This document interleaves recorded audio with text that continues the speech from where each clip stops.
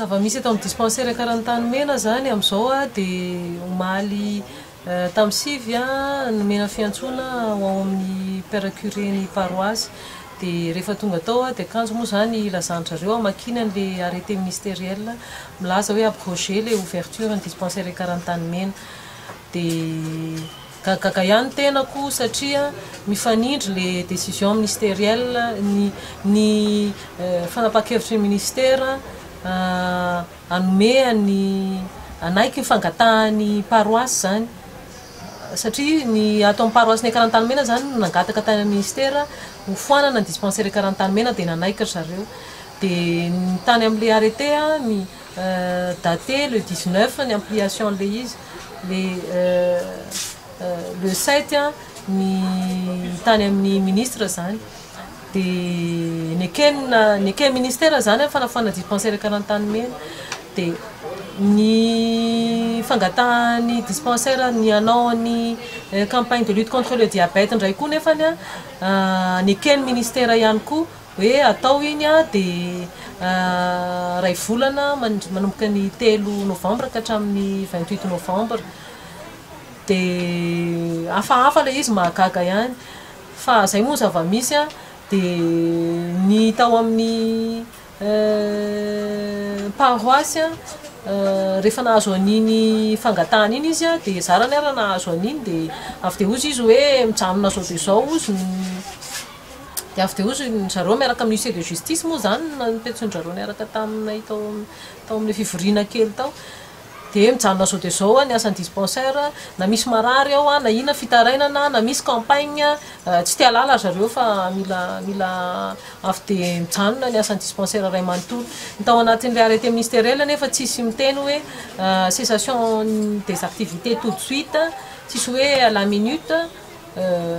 fahazahoako an'izany misy zavatra azo arindra ihany aloha eo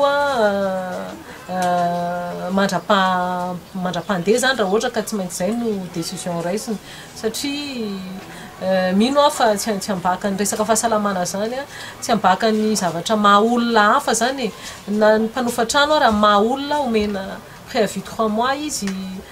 iomanana any amin'ny toerana ifindrany nefa ny ato hoe zao dia zao maheno dia sady amin'izay le izy misy an'ilay campagne io dia tsy tia lala mihitsy zay zany ny zava-misy ny zavatra hitako tsy mety aloha zany dia voalohany indrindra le tsy farahinan'ilay campagne izay nahazahoana autorisation tamin'ny ministre tany amin'ny ministère zany jusqu'au 28 jusqu'à amin'ny zoma amin'ny lafy maha olona tokony jerena reo olona nydododo anjatony mankaty amin'ny dispensaire reo farafaratsiny hatramin'ny le 28 ny aoriana zay mbola azo ifampiresana ny tao amin'ny fiangonana zany tena nandatsy nanaiky zay resaka fifampiresahana mihitsy anamboatra na inona fa dia hoe tsy maintsy manidina reo dia omaly zany omaly ariva efa mitapahandrareo ny courant mankaty amin'ny dispensaire tsisy jiro tsisy SGR vao zavatra ilana courant zany efa tsy mety daholo ny zavatra ray manontany moa zany hoe inona ny fanapa-kevitry ny médecin chef ny dispensaire karantany mena za zany anisany no nangataka ny autorisation d'ouverture ny dispensaire karantany mena ty miaraka amin'ny père-curé tamin'izay fotoana zay ny père-curé amin'ny fiangonana katolika moa zany miova mahazo affectation zareo reny zany tous les 2 ans 4 ans arakaraka n'izany dia efa mopera maromaro zany no efa nifandimby teto amin'ny ty paroisse nay karantany mena ty